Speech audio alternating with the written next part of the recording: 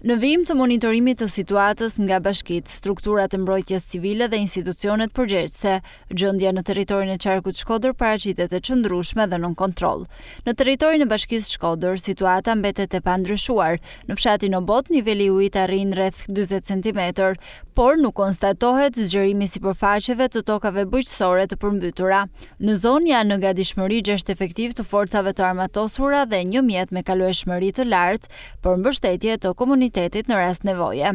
Ndërkohë në bashkinë Vodios, bashkinë Marsi e Madhe, bashkinë Pug dhe Fusharros, situata paraqitet e qetë dhe pa problematika apo urgjenca të raportuara.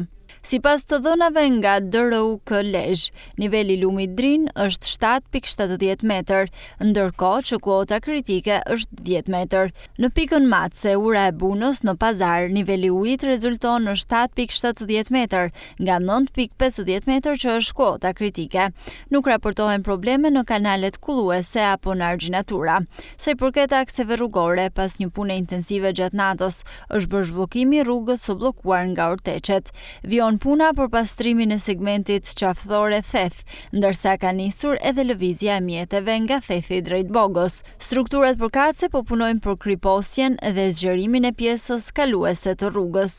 Temperaturat e ulta krijojnë kushte më të sigurta për kalimin në zonat me rrezik ortekësh, ndaj aksi monitorohet vazhdimisht. Institucioni i prefekturës të qarkut Shkodër në bashkëpunim me strukturat përgjegjëse vijon monitorimin në terren për të garantuar menaxhimin e situatës.